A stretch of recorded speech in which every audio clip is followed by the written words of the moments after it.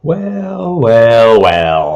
Saturday, August 26th is noon Eastern time. I'm Bob Harris. This is the Football Diehards YouTube channel. Football season's getting closer. It's time for our weekly Ask Me Anything live stream. And this week, it's an old school solo edition, so we can get into as many questions as you might have here and give them a little room to breathe as we sort through them without racing as much, unless we get too many and I have to race anyway. I'm here for either. But before we get to that, FootballDiehards.com is a website you want to go to. We appreciate you joining us here on our YouTube channel every Saturday at noon, every Wednesday at 7 p.m. This coming Tuesday, we're going to do a special mock draft live stream as well. So be ready for that. I think we're going to do that at 7 p.m. Eastern time. So be prepared. Might be hitting some of you up to participate even. Hit the subscribe button and notification bell if you have not already done that. Notification bell, the button, or all those things. Then like me, please. I need somebody to like me or dislike me. I'm going to dislike me right now, just so people feel free to do that. Greetings in the chat: Golf Boy, Jim, Brian Larkin, Andy, Will Thompson, Robert, Fearney. I have not seen you before. Frankie back, Joe A. Bear, always in here. Appreciate everyone coming. There's a few things I want to get to before we get into the questions, but if you want to start pumping your questions into the chat, Albert, hello, great to see you. If you want to start putting your questions in there, I'll get to them shortly, but there's a couple things. First of all, one more day to donate to the Pros with Joes. If you're not familiar with that, go to my Twitter feed or go to @ProsWithJoes on Twitter. There are links there. There are many of us in the industry who are participating in this. You make a donation. For every $1 you donate, you get it's like putting a ping pong ball in the lottery. You get a chance to co-manage a team with me or whoever you would like to within the industry. And it's a really great thing. I've had a really good time doing it the last 2 years. Our guy Eric Romoff here, Football Diehards colleague, puts it all together. And I've had a really great time. I've made some good friends co-managing teams with people. We draft together, and then we go through the whole process. We're sitting there texting each other. Frankie Vac says, I need to call Fabs and get him on your awesome show. Fabs is on the beach right now. He's hard to get to do things, but he will be coming on for sure. John Bonneville, thank you for the love. I appreciate you, John. I love you too. I appreciate y'all coming. But the Pros with Joes, you don't have to donate to me. You can donate to whoever you want. There's a great number of us. I'm supporting the Gary Sinise Foundation. Have seen firsthand some of the good work that they've done. Building houses to accommodate wounded veterans. So great stuff. Wendy Early, hello. Mr. Scampers, hello. Wendy, yes. She's put in a big donation, and it's a little bit of a lotto system, but she gave herself a prime chance. Appreciate you, Wendy, of course. Always out there having my back and supporting me, as well as the rest of you. So, Dame, good to see you. We'll start getting the questions here in just a minute, but first we'll take a moment to thank the Yard Guys for starting now. And also, I want to talk a little bit. There's some current events I want to get to, right? A couple things. We'll talk a little ADP today too, if the questions thin out. But if the questions carry us, that'll be great. So I'm eager to get the questions and talk ADP. But the current events, Jonathan Taylor is an ongoing situation, right? He has until Tuesday to find a trade. Good morning, John. So that's until Tuesday to find a trade. I have a couple of thoughts on this. The Miami Dolphins and maybe the Philadelphia Eagles seem to be the teams with the most interest. That's all the Eagles need, is to go from what Andy Barrett's called a murky 3-man committee to a murkier 4-man committee, which probably wouldn't be that murky. Let's face it, if Jonathan Taylor's there, the rest of those guys are going straight to hell in a handbasket. And the same with Miami, obviously. And maybe there would be a piece going back to the Colts from those offenses. There's Rashad Penny. They just traded for DeAndre Smith. But there are pieces they could send back. Kenneth Gainwell, if they got Jonathan Taylor. Same with the Miami Dolphins, who could easily part ways with Raheem Mostert or Jeff Wilson, the younger component there. A player I like an awful lot. I've invested in heavily this offseason because he's a super cheap price. Good morning, Royal Slate. So we'll find out soon enough. The Colts have reportedly turned down offers. They want more than people are willing to offer at the moment. We'll see if that changes as the deadline draws nearer.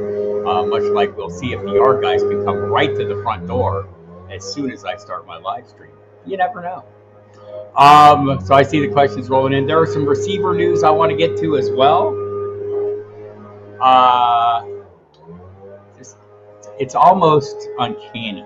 It's almost as if they sat there and plotted and waited for me to start, even though I know that's not possible. Jerry Jeuty is going to miss some time. Sounds like several weeks is what they're saying. Sean Payton suggested that, so it's clearly going to be some issues for week 1 for him. Also, maybe for Terry McLaurin. If you saw, he sprained a toe. Jahan Dawson looks great, by the way. But McLaurin now iffy for week 1. I would say both those guys. I would say Judy's a no-go, just as things stand right now. Terry McLaurin, a maybe go. We'll find out soon enough on him. Cooper Kupp, though, seems like he's playing well. Says he'll be ready to start week 1. He is my number 1 wide receiver, as many of you know. Dame's also a wide receiver 1. So hoping for the best for him. A lot of optimism for me. Talk to people in Los Angeles this very week, and they seem to believe the Matthew Stafford being healthy is a real big deal. I kind of agree with that. We saw people there cobble up some decent numbers. Cam Akers played reasonably well. Tyler Higbee, I know the Front Yard Fantasy guys are shaking their fist at me for even bringing up his name, but man, there's 100+ targets. He's heavily targeted in the red zone, and he's got a better quarterback this year. I think some of these late round tight ends that people are taking chances on, Tyler Higbee seems like a safer play if you go with someone you feel a little bit less comfortable with, or maybe you're aiming for that upside, So like that an awful lot. But Cooper Kupp looks good. Terry McLaurin, less good. Jerry Jeuty, the least good of them all. Marvin Mims Jr., the rookie wide receiver, could get a shot. I feel about the host draft yesterday. Jason Wilson has asked me about the host draft yesterday. I will use the same answer I always do in 14-team drafts. It was a 14-team draft. I felt really good about the first 6 picks or so. After that, it got a little dicey, but I think as you sit back and you look at everyone's roster, you kind of feel that. And for anyone who wasn't listening on Sirius, it was a 14-team host league.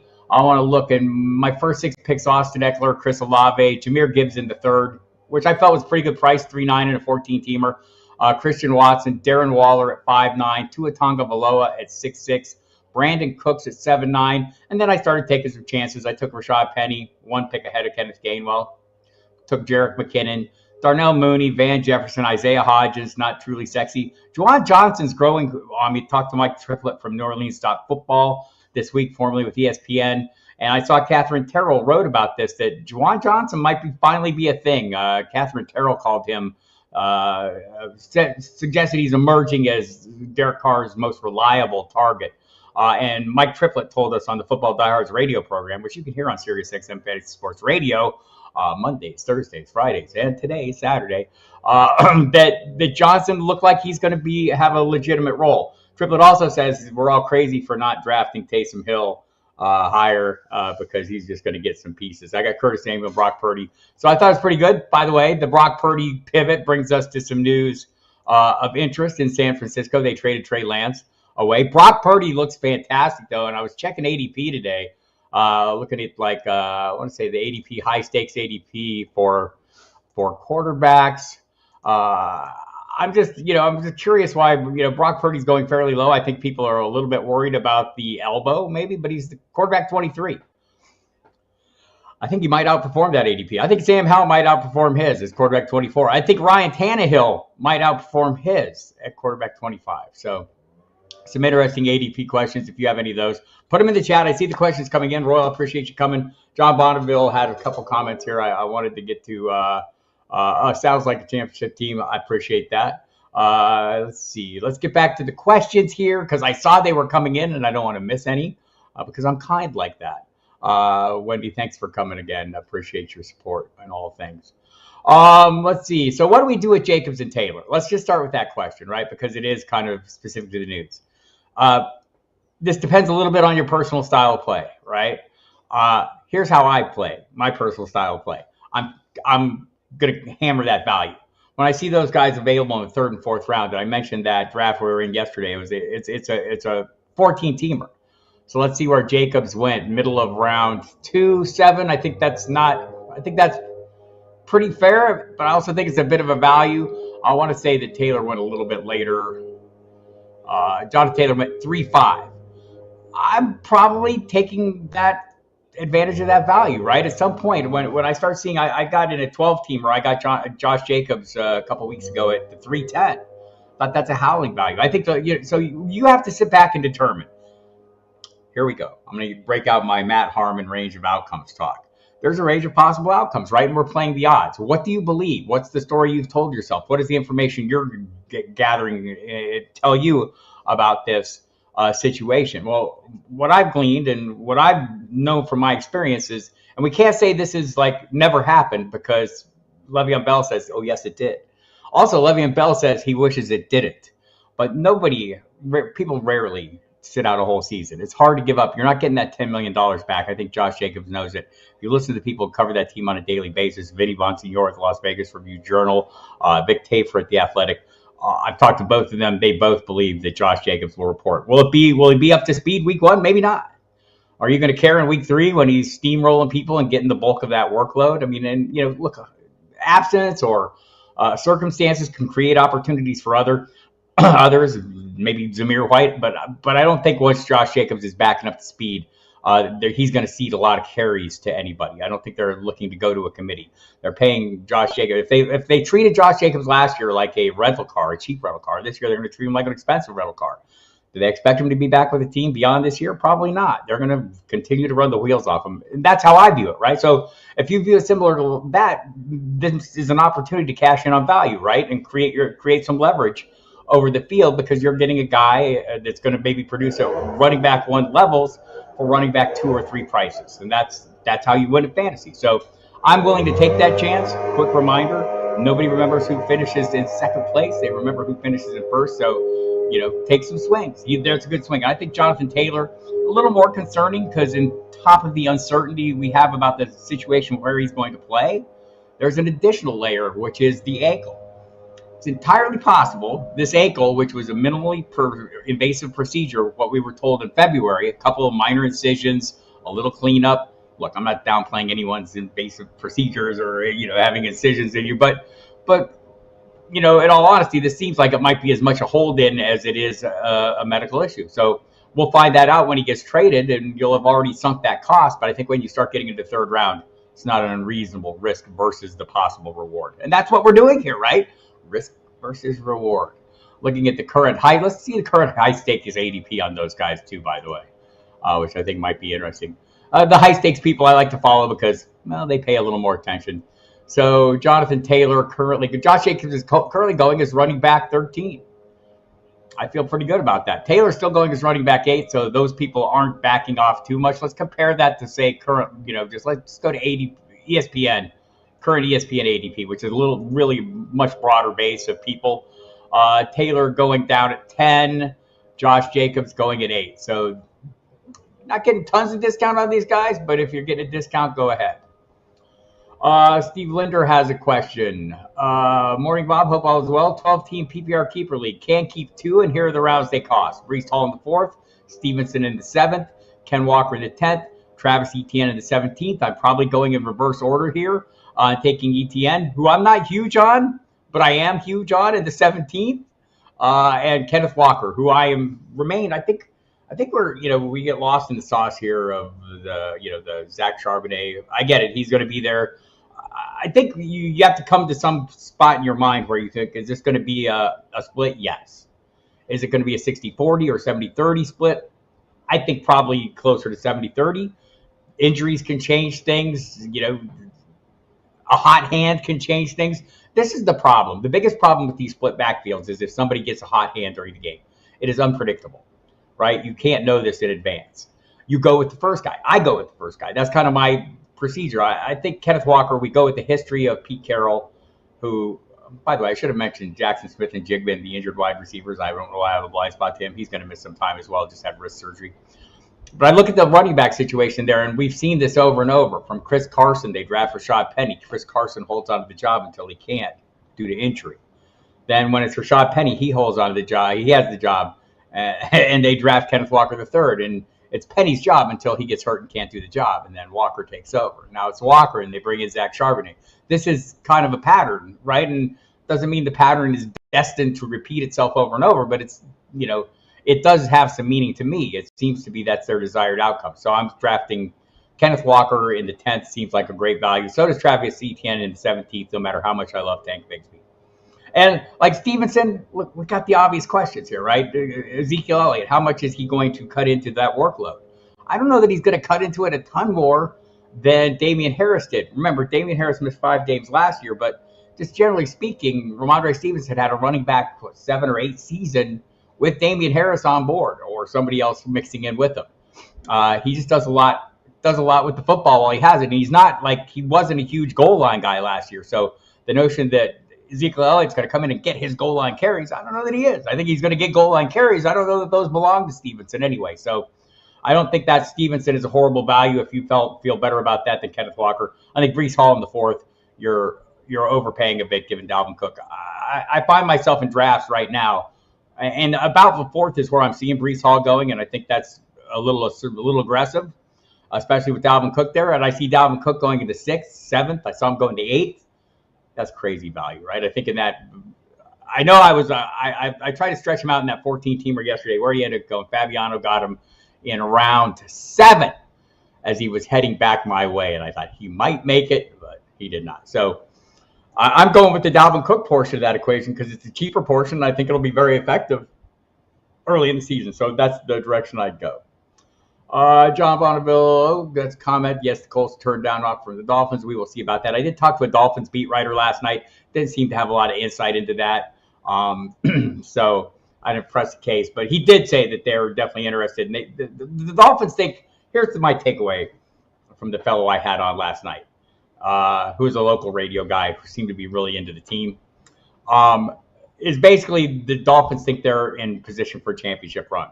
And I'm not going to argue with them. I think they are as well. It's a tough division, right? The AFC East, there's some pretty good teams there, or some improving teams, that's for sure. Some ascendant teams, say the New York Jets with their 4-time MVP quarterback, a great defense, and some great young players. So, but I do think, like Tua Tagovailoa, I mean, we could talk about him. I've been drafting the hell out of him. I think there's huge upside here, and I know Matthew Berry hit on that in his, recent love-hate, and he put in some of the numbers that were phenomenal, right? And I know everyone out there reads Matthew, as do I. I love Matthew's work, but yeah, he had some really good numbers on Tua Tagovailoa. Just like, I think we're underdrafting him, and I felt that for a little while. But I haven't been underdrafting him. I've been drafting him. In fact, I think if we go back to this draft here, let me just look and see where I was landing him. Tua Tagovailoa, round 6. I took him as the 10th quarterback off the board. I think that might end up being a value. I think Tua has the playmaking ability, right? And we know what the concerns are. You also know I'm injury agnostic. I don't care what the concerns are. But if you look at just the numbers, I mean, this is Barry put this out. Led all quarterbacks in pass rating 2022, had the 3rd highest QBR behind only Josh Allen, Patrick Mahomes in the games he played, right? He led all quarterbacks in yards per pass attempt and completion rate on deep passes. He had the 2nd highest touchdown rate and was 5th in passing yards per game, putting up at least 270 passing yards in 8 of his 12 full games. That made him quarterback 10 in points per game despite the health issues. Now he's done the jiu-jitsu and he's worked on his diet and whatever Ryan Clark says notwithstanding, Tua's in good shape. So I like a lot about that. And I just totally derailed from the Dolphins conversation into my Tua conversation. But I did want to make that point before we got out of here. Scott Kobe, hi Scott, wants to know what my philosophy is doing auctions or salary cap leagues. To be politically correct, auctions, reasonable pivot there, given the life and times we live in. So my philosophy, I'm suddenly thinking is not as good as Andy Barron's philosophy. If you missed Andy Barron's live stream a week ago, Wednesday, he had a fantastic theory here, or at least approach that he likes to do. My approach is patience, try to dial back the emotions, have value set, which I do. You can get them on FootballDiehards.com in the Pro Forecast magazine. We have Brad Cruz set our auction values, and he is uncannily accurate year after year. He was this year. There are going to be players that people value differently, but I think on the whole, his values are great. But there are many sites. Oh, here we got breaking news. The Raiders and Josh Jacobs have agreed to terms on an upgraded $1 million deal worth up to $12 million. So, hello, Josh Jacobs. So, watch that ADP shoot up if you're in a draft right now. You might want to go ahead and jump on that, right? It's going to be a big deal. It seemed like the most likely outcome here. I don't want to sit here and trumpet what we're saying, but I think we could have said we had this. The blueprint was set when Saquon Barkley did his deal, right? there was a path to getting this done. We knew it all along, and now it has come to fruition. So no huge surprise there. Anyway, a little breaking news. That's always fun. But just back to the auction. Andy's take is he wants to do things that you can't possibly do in redraft leagues. I think this is a really good idea. Like have 2 first-round picks. You can do that, right? Because you can get everyone you want. It does put you a little bit behind the 8 ball later in the drafts, and you're gonna, people are gonna be dropping the hammer on you at various points. But also, like Andy mentioned, he got Travis Kelce. I think he got Stephon Diggs also in that draft. So 2 guys that he considered first-round picks, and I think that's a really cool way to look at it, right? I hadn't looked at it quite like that. Probably I have done it, but I hadn't formulated it. It hadn't clarified as a plan in my mind, where Andy has clearly made that an objective of his, and I think it's a great objective to include because it is something you can do, and that's the joy of salary cap leagues, auction leagues, is where you can go in and you can literally have any player you want. The drawback of redraft is you're in a snake draft. You have one position, you get one pick. You only get one guy. In these salary cap leagues, you can get whatever guy you want or whatever guy you're willing to pay for. But definitely have some set values in your mind, right? And try to stick with them. It's easy to get caught up in emotions and go overboard. And I would politely say lose your ass, because I've done that part of it too. I've been playing auctions for a while, but just dabbled. It wasn't until recently with the Kings Classic League where I've really put a concerted effort into it and listened to some of the smart minds like Brad Cruz at our own website. Drew Davenport at Drew Davenport FF on Twitter is a great auction mind, does a nice podcast on it, has been a guest on this program. So start paying a little more attention to some of the people who are really good in this space, and it's really paid off for me. I am the defending Kings Classic auction champion. I like to say that every chance I get because it's going to end this year. Graham F. Morning, Bob. Dilemma. 9th pick at a 10-team half-point PPR was going to anchor with Bijan or Chubb or a wide receiver like Diggs. But if Kelce is available, am I crazy not to take him there over the running back or wide receivers available? You're not crazy. I mean, I think any of those are viable plays. I think Chubb is a guy who's rising up the ranks. I'm going to talk about something I heard about Cleveland last night that's going to shock you all. Not about Chubb, but about a different player. I'm going to tell you about this in a minute here. Get through this question. But I think I might prefer Chubb to Bijan. Bijan maybe a little more upside. I feel like, here we go. I've talked about this all the time. We're drafting everybody in the first round at their ceiling or their perceived ceiling, right? Because that's why they're going in the first round. We're expecting them to come through with that. Everybody in the first round except one, we have seen some sign of their ceiling visually. We have evidence of it. We don't have it for Bijan, right? He's a huge talent. I think he's going to be great.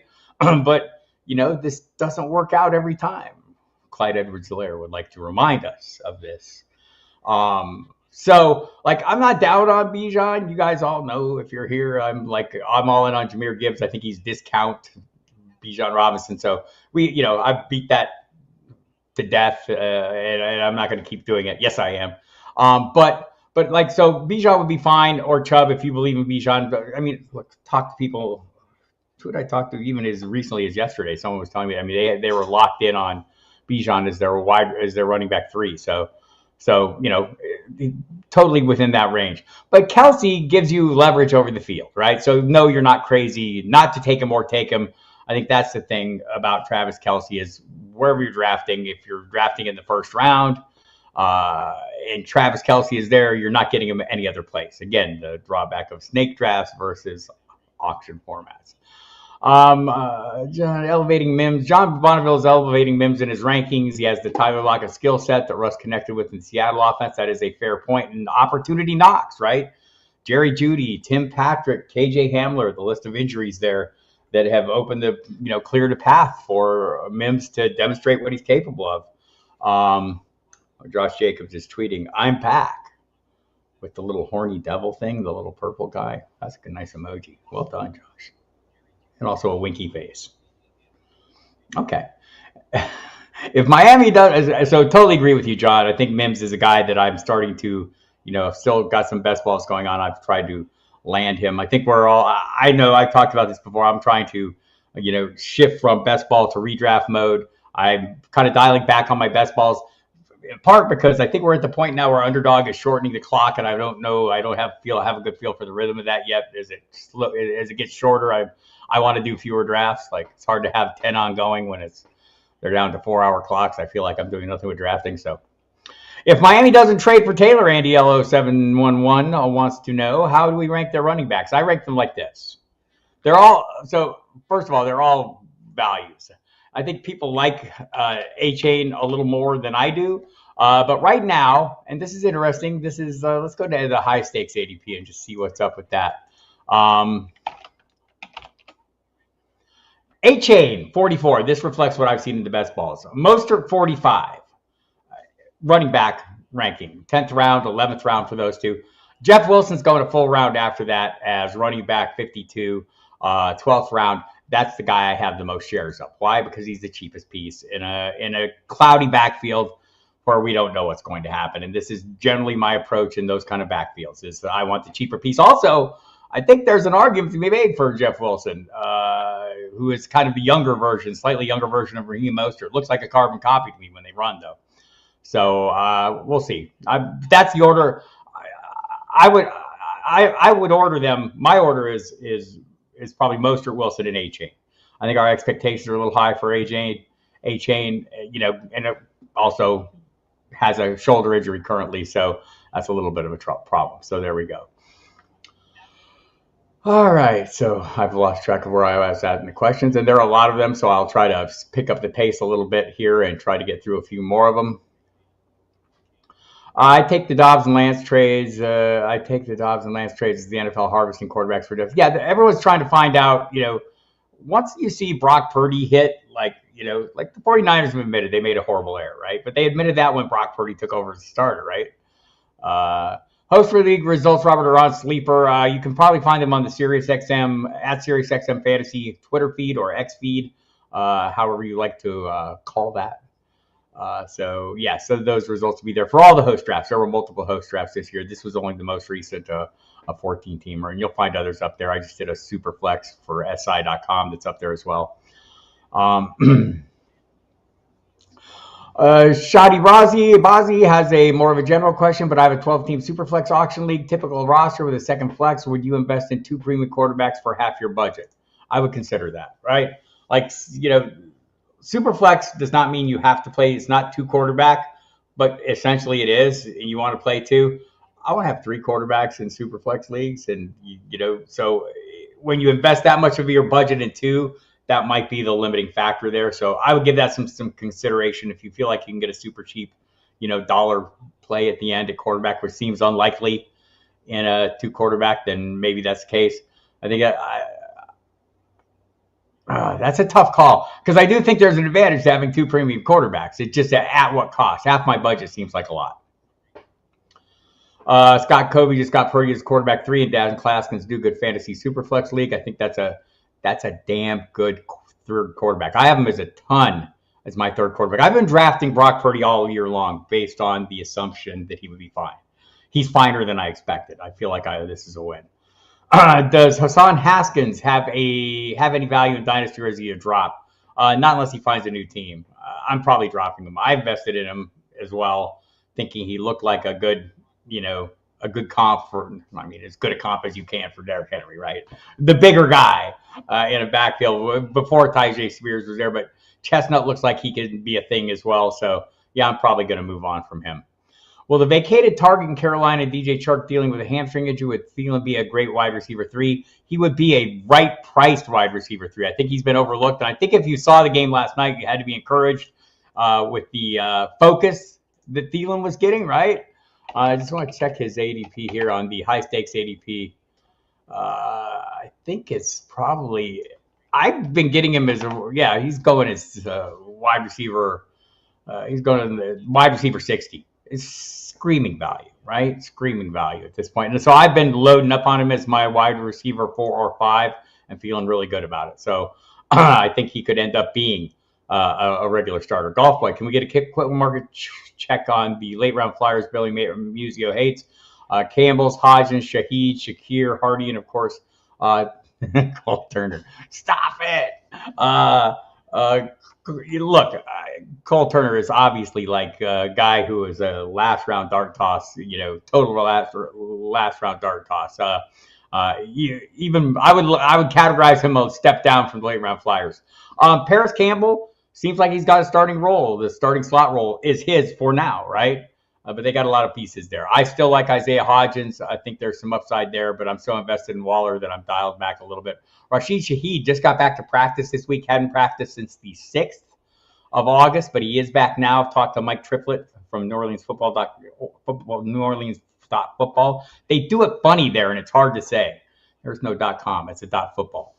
And so I kind of ran by my thoughts on Shaheed being that guy, and he said, look, he's a big play threat every time he's on the field. He's not sure he'll have a consistent role, and I think you could say the same as Shakir Hardy as well. So I think they're still viable for me, but not like.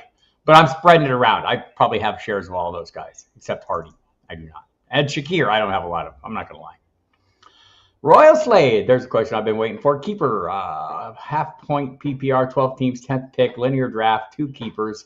Planning on Hurts in the 6th. The others are Saquon in 2, Brown in 2, Pierce in 5, or Jalen Warren 15, 14.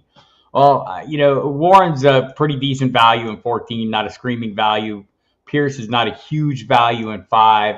Brown is obviously, Saquon in 2 is a slight, you're seeing him go 1 or 2. A.J. Brown 1 or 2.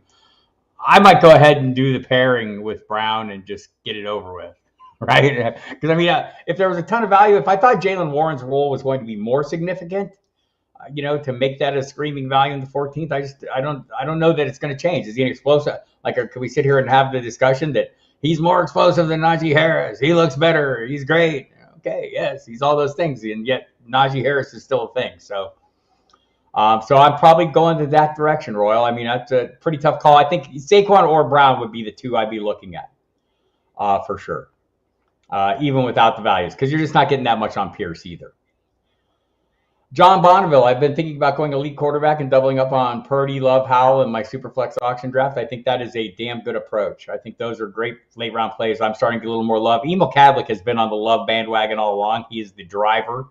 He's the engineer of the Jordan Love hype train, and I don't think he's wrong. If you've been around here all offseason, you know my view on this, but I just don't think the Packers are an irresponsible organization. I think they've proven that over the course of time. Do they do everything exactly right? No, but they're not like total idiots, and you don't let the 4-time MVP flee the scene unless you think you might have somebody to replace him. I think they might have somebody to replace him, and Love is that guy, and we'll find out. Early signs have been good in exhibition play. By the way, we're about halfway through this thing. I will hopefully keep up with your questions. I will remind you, I'll be on the SiriusXM Fantasy Sports Radio today. Solo, we're covering a 40-year draft, MSN League. It's been playing since 1984, so I'll have some of the people from that draft while we kind of keep one eye on it throughout the course of time. It's 40th anniversary draft for them. They've been around a long time, so I'll talk to some of the participants, the commissioner of that league. I'll also have on Reginald James, who, if you don't read his stuff on our site, Football Diehards, the commissioner Ask the Commissioner column every week. Fantastic, man. I'm not even a commissioner. I love reading it. Super entertaining and really good thoughts. So I'm going to have him come on and talk about what it takes to keep a league going for that much time. And also watch my Twitter feed today. I'm going to give away some Trophy Smack draft boards with free 2-day shipping. So watch that. If you want to hit me up on my Twitter or whatever and ask me about it, I'll put up a tweet later today that you can hit me up on. So appreciate that. And I see the reactions. I'm just catching up to the reactions on the Josh Jacobs news. So good news there. If you're just dialing in, Josh Jacobs is in the house and all is well. And we all should have thought this all along, because it's the most likely outcome. Again, range of possible outcomes, right? We can go from worst to best case. And you decide somewhere in that range how you feel about it. And that's how we determine values, right? We can do our projections. We do all those things. We plug all that into it. But in the end, we're calculating the odds. What's the most likely outcome in this range of possible outcomes? And for Josh Jacobs, it is easy to sit here and say it now because it just went my way, right? But, this was the most likely in the range of possible outcomes as he ends up playing for the Raiders all season long. This is actually probably the best of the end of the range of possible outcomes because he's in a full week early, right? 10 days early. Gets a little time, get some practice in. I'm very happy about this. Anyway, there you go. John Seacox had to draft some running backs. They literally had nobody have behind Walker after they let everyone walk free agent. That is true. Oh, JSC, I missed one. I'm sorry, I missed some questions here. I've got to scroll back up.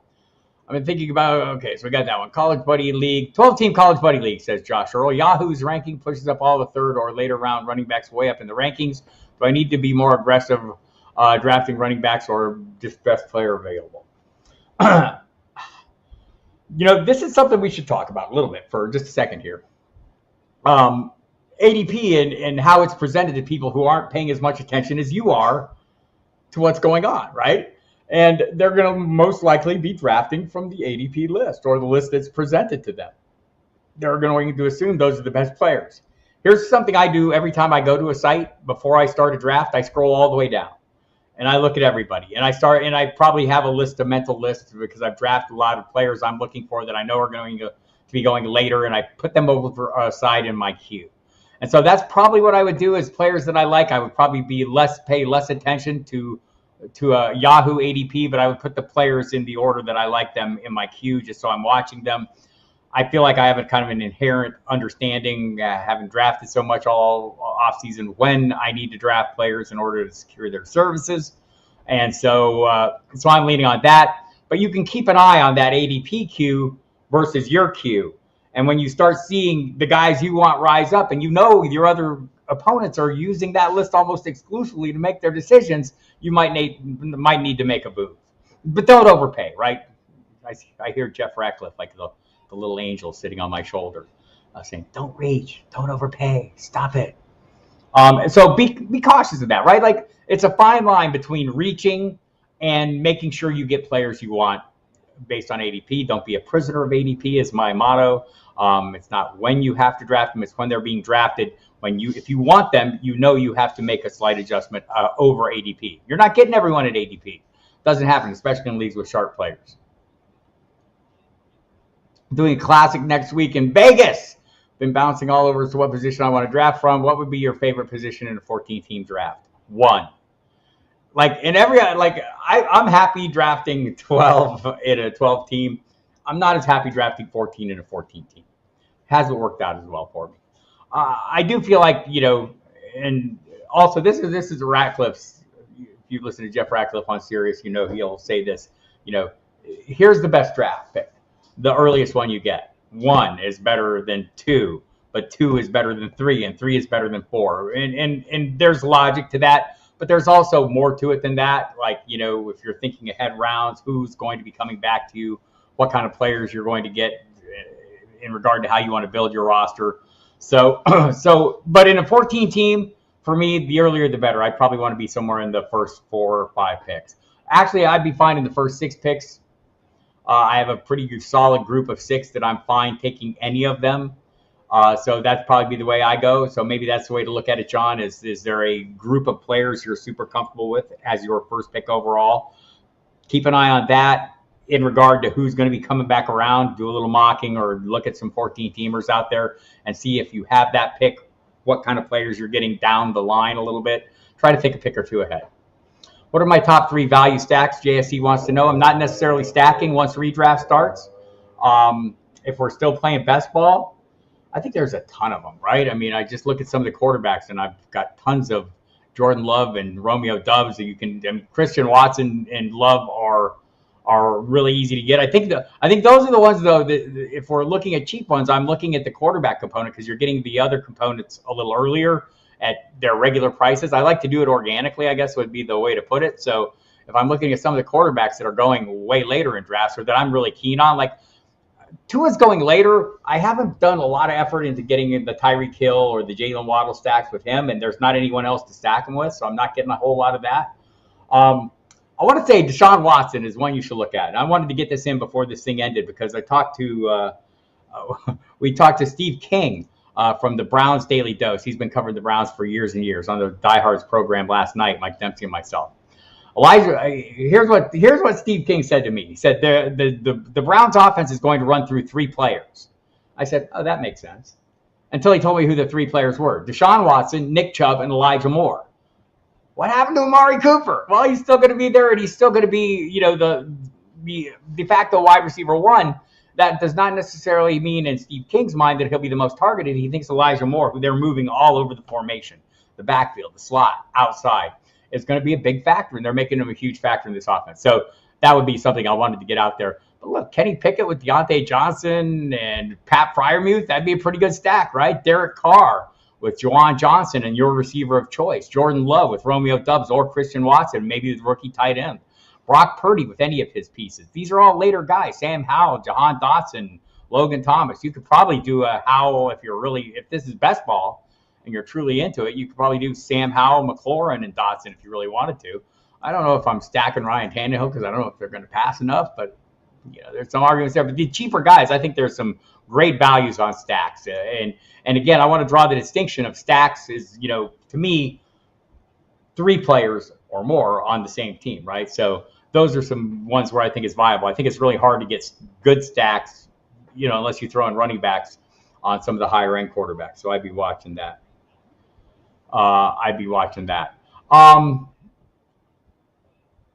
Thoughts on zero RB, says Graham F. When I do it in mocks, my running back one is someone like Pierce, Kenneth Walker, or James Cook. Yeah, I'm okay with that. I think that group of running backs, and I just want to kind of define it a little better. Let's throw it up here, and I'll use the high stakes ADP as well instead of best ball ADP right now. Just so we're all, I like those thinkers there. Let's say there's a range of running backs that we're starting to see go in round 5. I will start it with Kenneth Walker, right? Round 5, running back 16, so 17. So Walker, Pierce, J.K. Dobbins, James Cook, Alexander Madison, Alvin Kamara, Javonte Williams, Cam Akers, Rashad White, Miles Sanders, like a little better offensive line play. David Montgomery, fine with. DeAndre Swift, not as keen on. James Conner, I love, and he's like the close to the tail end of this group. And it goes all the way down to Isaiah Pacheco, Khalil Herbert, Antonio Gibson. I've probably taken Brian Robinson ahead of Gibson still, but Gibson is a great play and seems to be a little, definitely on everybody's mind. And who else in that group? A.J. Dillon. There's a lot of guys. Jerick McKinnon's still floating around out there. I talked to Matt Derrick from Chiefs Digest this week and just asked him what kind of role we can expect from McKinnon. He thinks it's a role similar to what we saw late last season. Well, if that's the case, we are crazily underdrafting Jerick McKinnon. So there you go. There's my thoughts. And I am okay with that. What are your thoughts on doubling up on a quarterback in Superflex first and second round? Frankie Vac 56 wants to know. I think sometimes you have to. You got to read the room, right? Superflex often just turns it into a race for quarterback. And if you get shut out of that race, you're kind of hosed. I know Mr. Scamper's out there going, no, you're not. But I think you need to read the room, right? And so if you're sitting there and you get through 2 rounds and there's 20 quarterbacks gone, well, probably everyone's got a couple or leaning towards a couple, so you can start reading the room a little bit and see where the people drafting around you have needs or not needs, and you can kind of adjust your strategy accordingly. If you're drafting early, you may come around. I think here's the point of this. If you're drafting first, second, third in a super flex, there's no way I'm not taking one of those top 3 quarterbacks, the Allen, Mahomes, Hurts tier. And I'm going to extend that through. But also because you don't know what you're going to get coming back. You don't know how the race is going to run, right? And if you didn't get that first one, you might be getting nothing but leftovers by the time it gets back to you at that 2-3 turn. So yes, I'm not against doing that. But read the room. Let it come to you and make your decisions there. Fear me. Burrow, Walker, 3 are my keepers. No fifth round, 6th round picks. And mocks, I have to find Flowers of Baltimore, Charbonnet, Seattle, Rice, Casey available late early night. Anyone you wouldn't reach for at that point. I would definitely be reaching for Flowers at that point, and I don't think the others are unreasonable. I'm not sure about Rice, but I see the point. He's a little different piece in Kansas City, so I'm fine with that. John Bonneville, my biggest issue with studs and duds approaches in the leagues I play in, almost impossible to get the sleepers everybody's on, like Bigsby, Pickens, Dotson, Addison, etc. I have that same issue in the leagues I play in, mostly industry leagues. It can be very difficult, so you do have to reach a little bit for those guys. Hunt and Fournette must be sweating bullets about right now. I mean, you have to wonder if they're not going to. Scampers has got the little Josh Jacobs. He's doubling down on the Josh Jacobs little purple horny dudes. Well done. Hunt and Fournette must be sweating bullets right now. There's got to be something we don't know. Dempsey and I were talking about this on Football Diehards last night. That's a radio program. You can listen to it on SiriusXM Fantasy Sports Radio. You can do it on demand if you have this the subscription and listen to our thoughts on this in depth. But basically, we're wondering if the rumors are that Hunt has lost his step are true. He's visited a couple teams, no offers. Obviously, the Colts are standing by. They may need to do something. And that was our discussion last night was, what are the Colts going to do at running back? I mean, is it Deion Jackson? Zach Moss has a broken arm. It sounds like Kenyon Drake isn't going to make the roster, and he's not going to make the cut. So we'll see. Hunt and Fournette are both guys I think are on the radar. But is it possible Lombardi Lenny has turned into Lunchbox Lenny, and maybe he's had a tendency in the past to put on some weight? I don't know. Haven't seen a word about Leonard Fournette. Don't see any workout videos. Don't see anything. So I don't know. We'll find out. John Bonneville, I remember Saquon's rookie year. People were drafting Michael Thomas over him, and I was on the Saquon bandwagon to pick 105. Then he was like 90-plus catches and 2,000 yards. That upside is there, right? I mean, so here, and I'm sure this is in reference to the Bijan discussion. Yes, the next comment I see. Give me Bijan all day at running backs 5 through 7. 5 through 7, I'm good with, right? I think that's totally reasonable. But there are other players I like at that same price, and I like Gibbs cheaper. So that's been my approach. This is not a wrong approach, though, as John points out. To anyone who drafted Saquon Barkley would tell you the same thing. This has been a great thing. So I think the key here is rookie running backs drafted at a certain point in time get a certain amount of work, right? And it's lots. So totally not against that. What are the numbers here? I think I had this somewhere. So yeah, Barry had this. Since 2012, 6 running backs have been taken to the top 10 picks of the draft, and they combined to average 295 touches as a rookie. There you have it. I agree with that, and I'm throwing Gibbs in that mix, even though he's sharing. So totally valid. John Legg, QBs went off the board quick. Who do you like, Bob? Goff or Geno Smith? Probably slightly into Geno Smith. Totally not against Goff. But I mean, if we're splitting hairs here on this one. Can you see Zach Ertz coming back and putting up similar numbers last year, or is McBride going to take over? I think I'm surprised that Zach Ertz not being on PUP right now. I think he's better shape than I expect him to be. I think McBride will have a role, but I think Ertz is the lead piece, and this has been conveyed to me as well by people who cover that team on a daily basis. So I want to be skeptical, but at the price right now, I mean, where is Zach Ertz? And I've tried to remain skeptical, but I'm not going to lie. I've started drafting him super late because let's just look at the current ADP. He is tight end 31. Hayden Hurst is he's tight end 30. Hayden Hurst 29. Dawson Knox. This is high stakes ADP, people. This is from the World Championship. Tyler Conklin down there as well. Trey McBride is 26. I take Ertz at 30 over McBride at 26 right now. Don't think you can sit there and lament either pick once you got there. Let's see. John Bonneville taking Hodgins late a lot. So have I. I do. Even when I have Waller, I do. Royal Slade, good. That got you. Thanks, Bob. Appreciate your time. Giving Jacobs load last year. Do you feel confident he will be a good return on investment? Yeah, I mean, do I expect 340 carries? Maybe not. Do I expect 300? Yeah, why not? All right. So there you go. Scampers got his home league draft tonight. 10-team, half-point PPR. Have 5 top guys. I love how far back are you comfortable drafting. Do you get to pick your spot then, Scampers? I see the next comment, John Bonneville. I feel you can draft an insane team from every position, especially in a 10-teamer. I think I feel a lot better about it, a 10-teamer. If you have the top 5 guys you love, get one of them, right? Just anchor your team with one of them. So, if you can get 5 or anything higher, I'd take it. And so 5 would be the one if I have the guys. I see the all caps love. So yeah, I'm gonna wait until 5 and go with that. And you might get one of the higher guys. You never know. So yeah, that's the approach for sure. Golf Boy wants to know, how warm are you on Van Jefferson? So we had a guest on the other night, and really good guest. Really knows the Rams. He's a fellow SiriusXM host, but he seems to be really enthusiastic about the possibilities of Van Jefferson being a 1,000-yard receiver. I feel like that's seems like it's too much for me, right? But, him having a role and finally emerging that guy, it feels like we've seen this movie before, right? I guess that's the issue for me, is we've kind of gone through this before.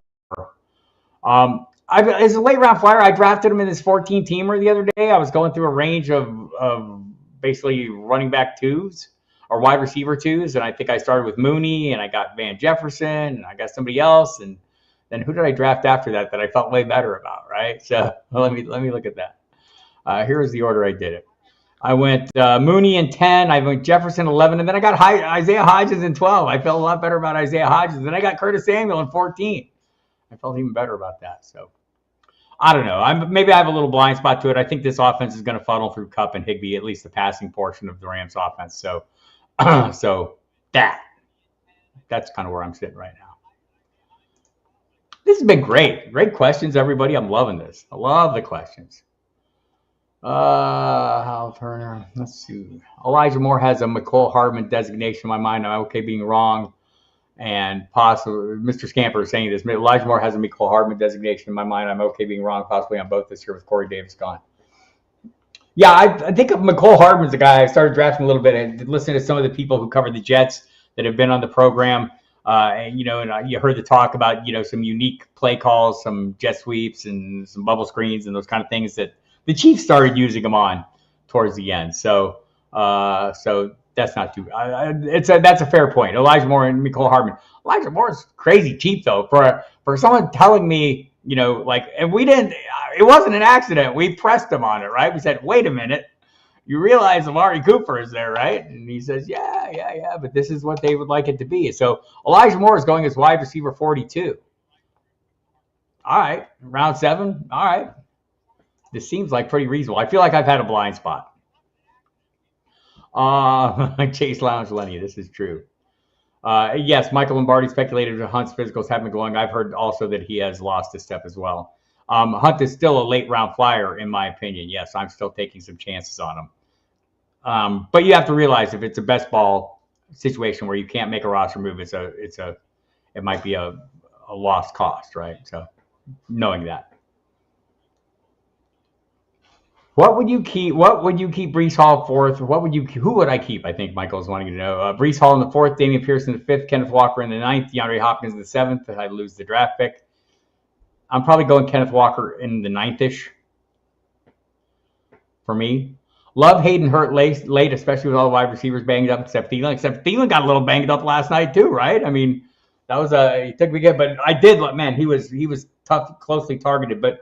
Also, in Frank Reich offenses, the tight end has a role, right? It's a significant piece. I'm with you on the Hayden Hurst late. He is often my 3rd tight ends. I do draft 3rd tight ends and 3rd quarterbacks in my underdog leagues, best balls, and he is often that 3rd tight end. How much do I trust Justin Fields as a passer? Between Fields, Burrow, Herbert, who's your pick? And thanks for doing this. Thank you for coming to this as I do it. That's the key here. Thank you. I appreciate you all giving me some of your time. So this is a conversation we had on the radio last night, kind of dug into it. Fabiano always talks about this. Don't draft somebody's magical season. Well, it was a magical rushing season for Justin Fields last year, right? It was a huge rushing season. Can he duplicate that? Probably not. So that means he has to improve as a passer to come through with the draft value. I think he will. But I don't trust him as much as I trust Burrow, and I don't trust him as much as I trust Herbert in terms of passing. Is he going to outrush those guys? Sure. Herbert can run a little bit too, but I'd probably still. You see Herbert rising up in the ADP the last few weeks, and I think there's a good reason why. That, along with offensive line play, also makes me terrified for Bryce. Though offensive line play is a huge concern. It's a concern for me with Miles Sanders. I've kind of backed off a little bit watching the offensive line play the last couple of weeks. So I'm with you there.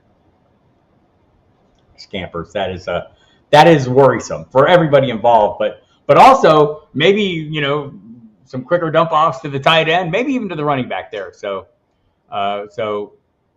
hopefully they could get some improvement. That offensive line has not been encouraging. But anyway, back to previous, I'm taking Burrow for sure ahead of Fields. it might depend on how, what kind of league it is. If it's like my only, like if it was my only home league draft, I'd probably take Herbert. I feel like he's a safer play than Fields. Knowing, fully acknowledging Fields' upside as a rusher. I mean, obviously. John Bonneville, I think my biggest hesitation with Hardman is I don't know how much of a red zone target he'd be. Feels too boom bust. I think that's a fair assessment. Ed, hi Bob. Intrigued by any Buffalo KC wide receivers available in late rounds or Chase Brown at Cincinnati? It seems like Chase Brown is is of interest in case something happens to Joe Mixon. In the meantime, sounds like Chris Evans is moving up in the receiving role pecking order. There was a lot of talk about Travion Williams, so I'm not sure. The Buffalo wide receiver I'm interested in the late rounds doesn't exist because his name is Dalton Kincaid, and he's going before the late rounds. Look, I think Gabe Davis is reasonably priced now. I think Khalil Shakir, and we've heard Hardy Sheffield, all those guys. I mean, it's a really good offense, and there might be weeks I'm probably not as interested in them in redraft. Maybe more keep an eye on them as waiver wire plays. I think just talking to people in Buffalo, the notion that Shakir is basically the Kincaid is essentially going to become the slot wide receiver there and supplant some of those other guys is reasonable. Yeah, blind spot for Scampers too. That is a fair point. Let's see. And the KC wide receivers. I mean, pick your poison. They're all going to get a turn as a wide receiver one, right? They're going to get open at times. I don't know. I talked to Matt Derrick again about this, and we tried to pin him down. Who is going to be? Which of these guys can be a wide receiver one if it was going to be someone? And I think he leaned towards Sky Moore, but not with a great deal of conviction, right? And I just think that's where we're at. The Chiefs have decided that their quarterback is their wide receiver one, essentially, right? They're not investing big money in wide receivers. They've invested in their quarterback. They're letting him make decisions as to who the open guy is, and he is doing a really good job of spreading the ball around. And it's going to make it tough for us as fantasy managers until somebody establishes himself in that role, and it's kind of hard to know in advance. Let's see. Do you have to be a missing fan of the sports industry? When do you sleep? I sleep at night sometimes. Robert, it gets crazy, man. You got to keep going. I mean, Howard Bender might sleep less than me, though. There's somebody. So it's not just me. Fields ADP is higher than those other guys generally because most take shots at upside if he ain't first or last. That is 100% correct. Who do I trust more, Alexander Madison or Jahmyr Gibbs for running back? I have more optimism for Jahmyr Gibbs. I think he has higher upside. If it's a trust issue, I mean, at the moment, I trust Alexander Madison to get the bulk of the workload, but it's not a run-heavy offense. Remember, the Vikings throw the ball at a high rate, almost 65% of the time last year. I think Madison has, that range of passable outcomes includes a low-end running back one, but I think a more likely end is a mid-pack to end of the pack running back two, and I'm fine with that. I think Jahmyr Gibbs has, as good a range of outcomes there to me, and maybe a higher range of outcomes on the high end. So it's not as much trust as it is, swinging for the fence. Mr. Scampers, who is a blind spot running back for you that you're afraid of being too out on? For him, it's Dameon Pierce. Boy, that's a really good question because I feel like it's every single one of them that I don't draft, right? You convince yourself of that. Right now, I'm kind of a bit out on Najee Harris, just getting other guys at the point he's going. Ramondre Stevenson, the same. Joe Mixon, kind of the same. And I might pay a price for all these guys. Aaron Jones is one I feel like I don't have enough exposure to. But the rest of them, I'm kind of feel like maybe Brian Robinson, who I listened to recently, discussed I was pretty good last year, and I also got shot in the knee 6 weeks before the season. Wait till this year. And we're all on the the Antonio Gibson because we see this new offense coming in and we're projecting it to be more pass heavy to the running backs, and that plays into Antonio Gibson's hands. Does it? I don't know. It's possible. Dame Overboard, Madison, the blind spot. I think this is a great question because I get them, man. I totally get these blind spots for players that I'm not getting shares of, right? It's tough. tough. I hate that. And, when you're watching the season unfold, maybe it's Khalil Herbert's on that list a little bit. Justin Ross here. So a little talk on the wide receivers. And I agree with you, Dame. I don't have a lot of Madison exposure. That may be the one I end up regretting the most. So, and maybe it's just all my exposure to Gibbs that I end up regretting the most. We'll find out. That's a horrifying thought. Right. I mean, I think we all have that fear. It's funny. I think we all have those players and it is, you sit here and go, this guy's going to come back and kill me. Not taking this guy is going to be the end of me. Probably not the end of you, but I know that feeling. John Bonneville on the Chiefs wide receivers. Moore, Rice, Tony, MVS, Ross, and Justin Watson is going to have a role. If you take Diggs at 1-11, how tempting is to take Josh Allen 2-2? Fairly tempting, Jim. I mean, I'm not against it. Not against it at all. All right, everybody. I think I better wrap this up before I get cut off here. Pretty much got through all the questions. Had a little more time today. Really appreciate y'all, man. It's so great to have y'all come here every week. We'll be back next Saturday at noon. We'll be here Tuesday night at 7 p.m. Eastern time for a mock draft, special mock draft. Then I'll be back Wednesday night with another guest for On the Hot Seat. Catch me on the Sirius XM Fantasy Sports Radio Monday, Thursday, Friday nights at 10 p.m. Friday, this coming Friday.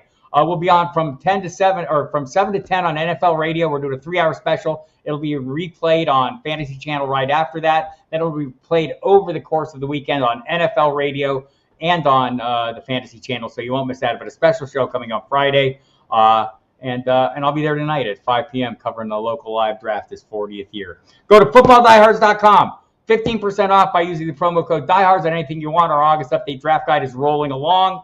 And helping people win their titles. I hope it helps you win, and that'll morph into the flash update as the season starts. I will see you all